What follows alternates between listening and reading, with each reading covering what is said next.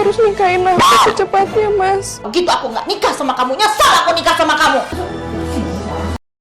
Cerita berawal dari seorang pria pedagang siomay yang harus menikah dengan wanita cantik anak orang kaya.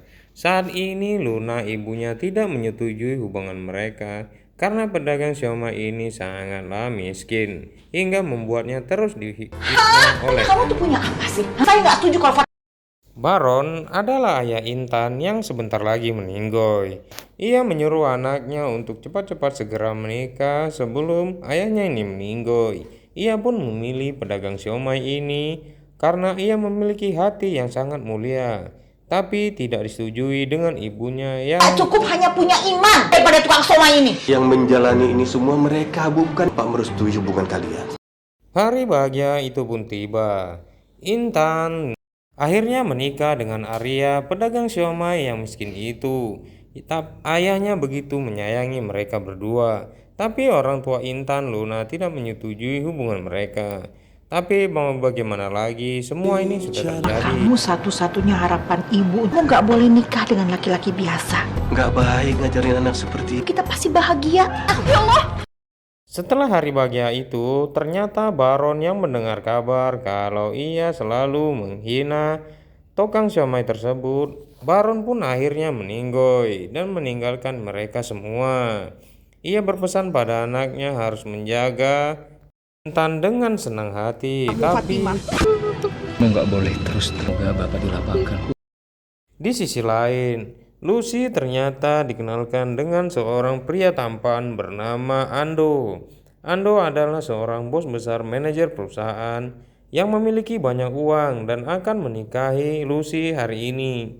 Betapa senangnya saat ini Luna karena menerima menantu yang kaya. Anakku nanti Hari bahagia pun juga tiba terhadap Lucy dan Ando karena mereka hari ini telah menikah. Lagi-lagi ibunya menyepelekan Arya karena sebagai tukang siomay keliling yang tak berpenghasilan banyak dan memiliki uang yang hanya cari pas-pasan. suami kayak Sania. Jar keuangan di perusahaan besar. Kan Mas Panji gitu dong, Bu. Aku harus hargain itu. Nggak ada yang bisa dibanggakan. Kesehariannya, Arya adalah pedagang siomay keliling yang rajin berkeliling komplek. Siapapun akan membelinya karena siomaynya terasa enak. Hari itu dia berjumpa dengan Ando yang ternyata Ando memiliki rumah yang mewah dan besar. Membuatnya berhenti sejenak untuk menyapanya. Rezekinya ada. Minimal rumahnya seperti ini. Tapi punya suami kayak kamu. 6 tahun berlalu, Arya dan Intan hanya memiliki rumah yang seperti biasa saja, tidak memiliki rumah mewah. Ia pun memiliki seorang anak perempuan yang sangat cantik dan juga disayanginya. Mereka bersyukur bisa hidup bahagia dengan apa yang ada. ngebuat perubahan dikit. Menurut aku renting berkah. Sementara berbeda dengan Ando, mertuanya menuntut ingin kekayaan yang berlimpah. Begitu juga dengan istrinya. Malahan ia menyuruh suaminya untuk korupsi di perusahaan supaya bisa mendapatkan uang berlebih. Mereka tidak terbiasa dengan hidup pas-pasan. Lebih lagi. Itu kan cukup buat kebutuhan kita sehari-hari. Kenapa nggak korupsi?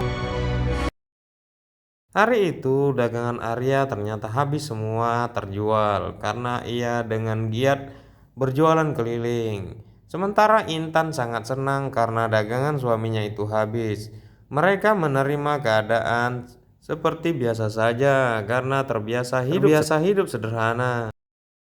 Tiba-tiba ketika Arya sedang berkeliling, ia pun melihat anak-anak pemulung jalanan yang sedang memunguti sampah.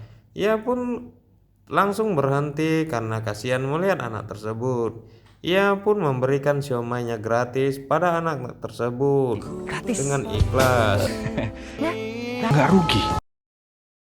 Berbeda dengan Ando, ia selalu memberikan uang hasil dari permainannya di perusahaan tersebut. Istrinya yang sangat senang menerima uang dari hasil tersebut tidak memikirkan apa akibatnya nanti. Ando pun sudah tidak sangat tenang dengan melakukan ini.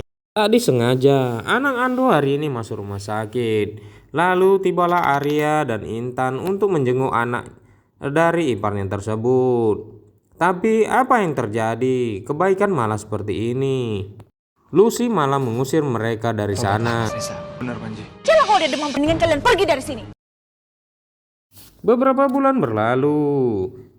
Ando yang biasa bekerja sebagai bos perusahaan besar didatangi oleh bosnya lagi, dan bosnya itu membawa seorang polisi. Ternyata kerjaannya selama ini telah diketahui oleh bosnya kalau ia telah menilap uang perusahaan. Sakit kan, Pak? Lalu ia pun dipecat dan tidak memiliki pekerjaan lagi. Ia pun bertemu dengan Arya yang sedang berjualan siomay keliling di kampung.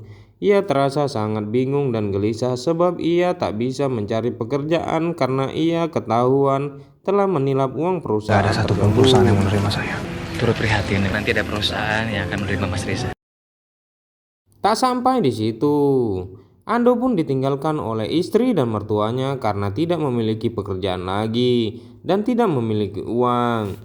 Mereka yang terbiasa hidup senang tidak mau hidup susah bersama Ando. Ya beginilah jadinya kalau tidak terbiasa hidup susah ya. Setelah kejadian itu, ternyata anaknya Ando tertidur di lantai karena ditinggal oleh ibunya. Ia pun masuk rumah sakit karena kejadian tersebut. Lalu Intan menelpon suaminya untuk membantu biaya perobatannya. Dan tiba-tiba Kita bisa nolongin kan, Mas? Kita ya? Mas Reza, Mbak Sania. semua sudah terjadi dan terlambat. Ternyata anaknya Ando telah meninggoy akibat perbuatan mereka sendiri. Mereka sangat menyesal karena kurang perhatian ayah dan ibunya kepada anaknya tersebut. Sementara Ando sangat pusing memikirkannya. Mahalnya dengan Beberapa bulan berlalu. Arya dan Intan pun menjadi seorang pengusaha siomay yang sangat terkenal dan sukses. Mereka menjalani kehidupan ini dengan ikhlas hingga menjadikannya pengusaha. Tapi berbeda dengan si Ando. Inilah yang terjadi. Belum. kalau Mas Reza mau. Kalian berdua nggak takut tersaingi? Tidak hanya itu, Intan ternyata telah membeli rumah seperti istana hingga menunjukkan pada ibunya kalau ia telah berhasil menjadi seorang anak yang berbakti pada orang tua. Lalu ia pun memberikan beberapa uang untuk belanja orang tuanya. Sekian.